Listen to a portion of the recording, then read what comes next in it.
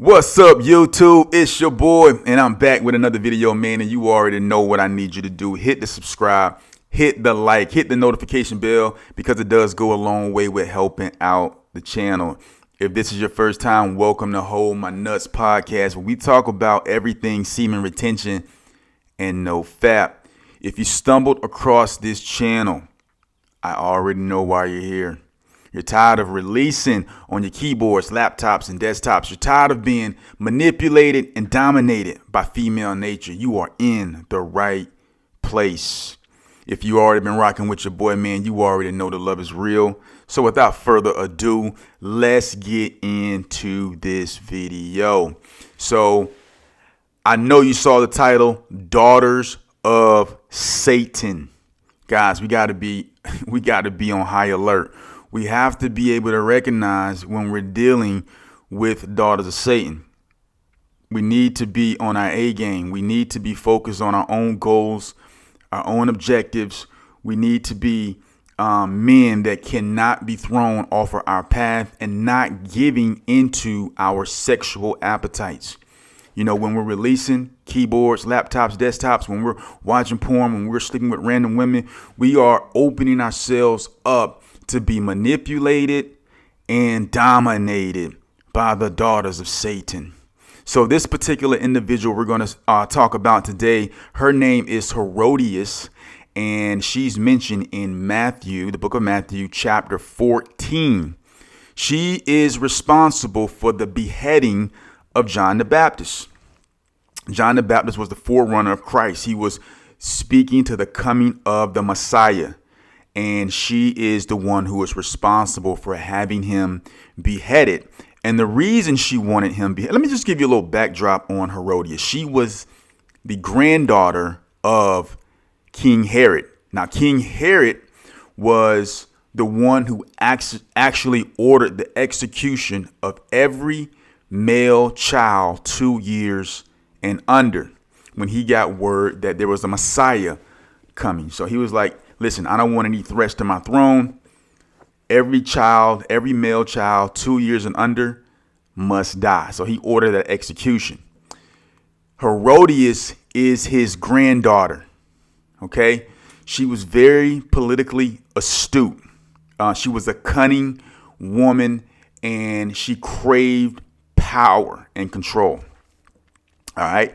Now, she was married to the current Herod. Now, the genealogy of the Herods is very, very confusing because there was a lot of incest and they used the same names over and over again. So it's so many Herods that you start just getting confused because they're using that name repeatedly throughout their genealogy.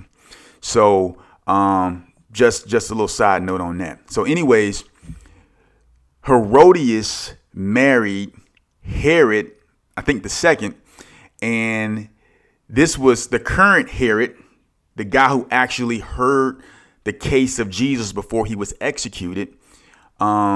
This was his half brother. So Herodias, she's married to the current king. She's married to his half brother. Somehow these two fall in love, and John the Baptist is calling Herod out, the current king, and he's calling out Herodias. And he's saying to them, is it lawful for you to have her, as your wife? Is it lawful for you guys to be doing what you're doing? This is incest.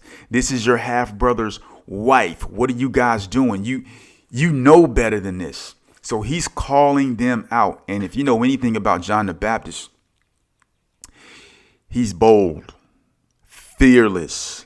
He's up and in your face. If I had to give him a description, or, if I could compare him to someone modern day, I would compare him to LeVar Ball. He just doesn't care, man. He's just telling you what it is. He's giving it to you unapologetically. He's giving it to you. He's giving it to you up in your face, uncensored. So he's opposing Herodias. He's opposing King Herod, and Herod wants to kill him, but he can't because he knows the people. They believe that John the Baptist is a prophet. So this is a political thing. He's like, man, I want to kill this dude, but I can't because the people deem him as a prophet. And if I do kill him, there's going to be an uproar. And I don't really want to deal with all of that. But Herodias, she hated this man. She wanted him dead.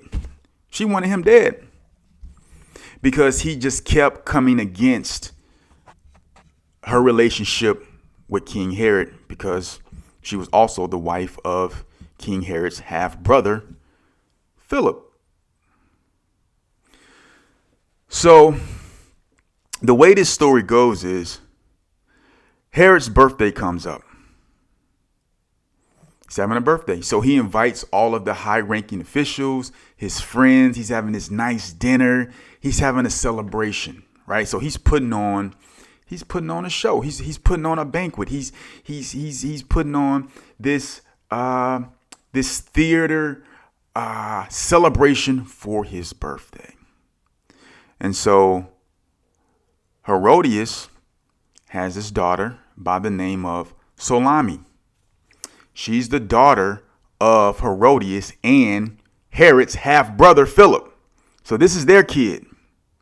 But apparently she had to be pretty beautiful. And apparently possibly, more than likely, there was an attraction for this young lady. This was his stepdaughter. So she comes in and she dances for the king and all of his surrounding guests. She dances and she puts on such a performance that he says, I will give you anything you ask for, even up to half of my kingdom. He said, I'll give you anything you ask for, even up to half of my kingdom, because he was so pleased with the way she danced for them. Now, Herodias, this is her mother. So she goes back and she asks her mother, she's like, what should I ask for? And Herodias said, ask for the head of John the Baptist on a platter. And we want this right now. There's no waiting.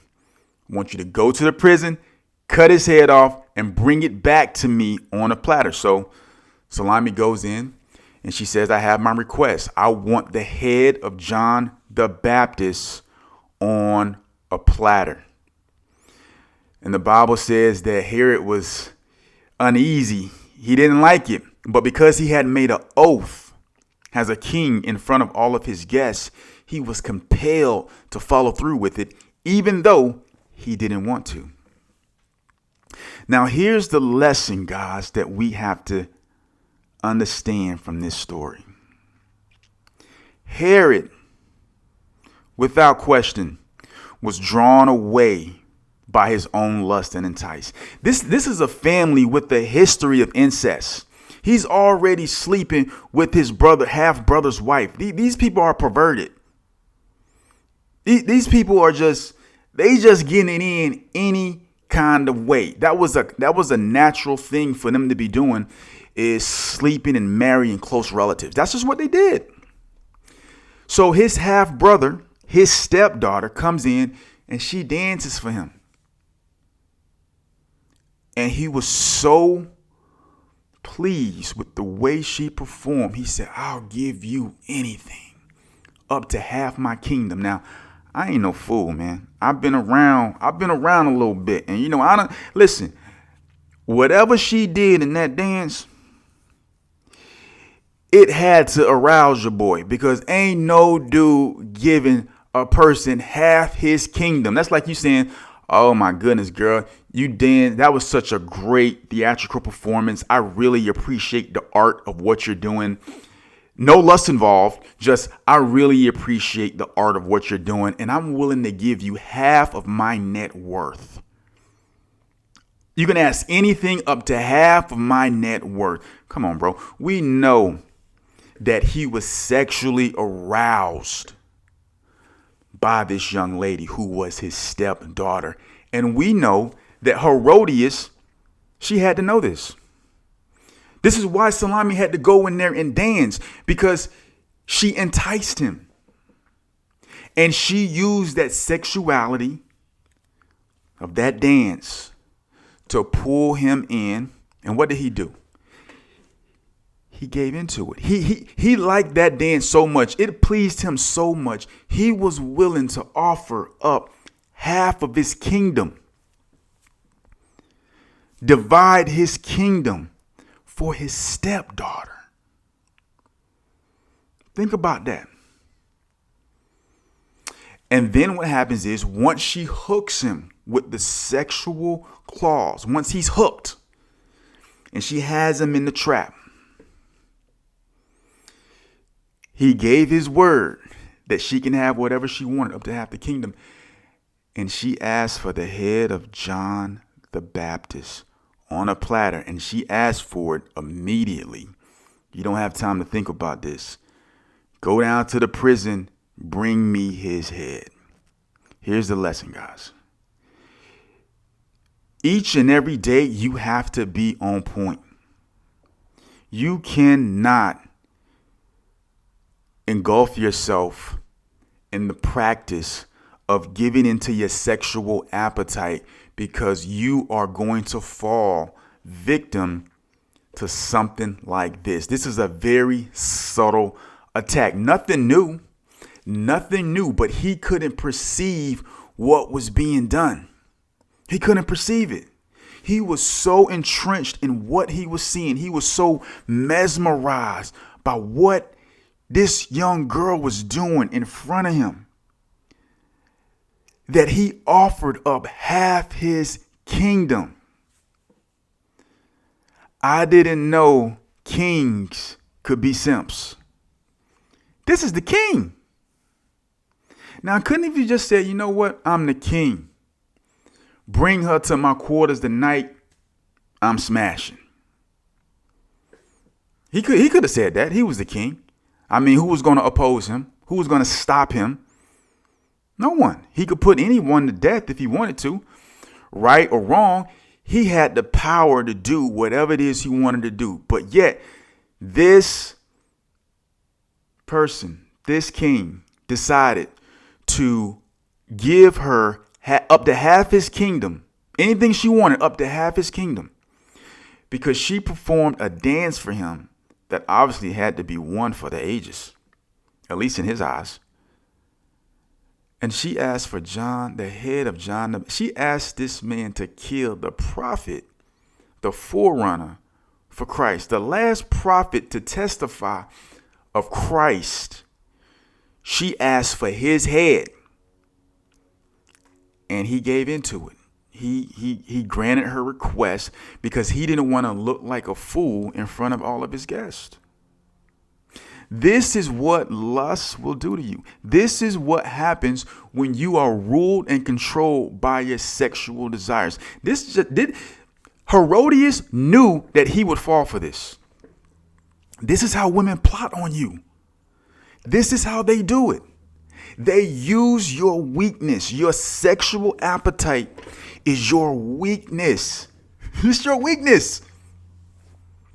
So they use that in order to hook you and to get you to do things that you will regret. He had to kill John the Baptist. I mean, imagine having to have that blood on your hands. You murdered John the Baptist. Now, Herodias, Salami, her daughter, they get all the blame. It's like, oh, Herod was innocent. No, you weren't innocent. You weren't on your A game. You got enticed by a young girl to the point to where you offered her half of your kingdom. You offering your stepdaughter half of your kingdom. If you wanted to be nasty, bro, you could have just smashed. And you didn't have to promise anything. But lust will have you thinking irrationally. Now, that would have been irrational too. But I'm just saying, he's the king. He had the power to do anything he wanted to do. He was the ruler, and he decided to offer up half his kingdom because she danced so well. He was so taken back by the way she performed that he thought that this was a good thing to do. This was irrational. This was stupid. This was like, out of all the kings that I've read about in the Bible, this might be the one thing that's probably the dumbest thing a king could possibly do. Like, she just danced for you, bro. That's like going to the strip club and this woman danced for you. And you say, man, listen, I got 10 houses. I'm gonna give you 5. You know, I got 300,000 in the bank. I'm gonna give you 150. I give you up to half. This is for an action that was past tense. It's already completed. You wasn't even looking forward. You didn't even ask her for anything else. She did something and you were so taken by it that you was offering up half your kingdom. Guys, don't do this. Don't be caught in the snare. Don't get yourselves caught in the snare. These women will scheme on you. These are daughters of Satan, and they feed off of your lust. They feed off of your ability not to be able to control yourself. That's why I say you got to pray. You got to fast. You got to seek God. You have to stay on your path. And once you start doing this, it's going to be very difficult for these women to get you jammed up. But if you're even trying to practice semen retention, you're not praying, you're not focusing on God, it's going to be hard for you.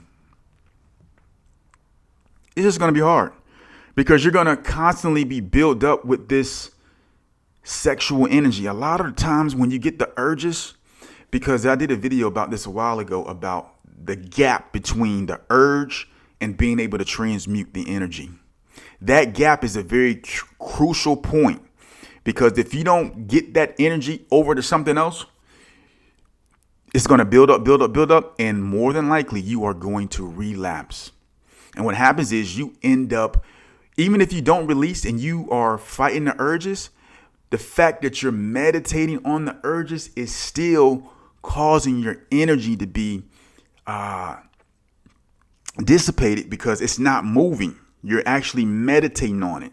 And you're just walking around horny all day, meditating on it, but you're not releasing because you're exercising some form of self-control. But that's only going to last for so long and you're going to relapse.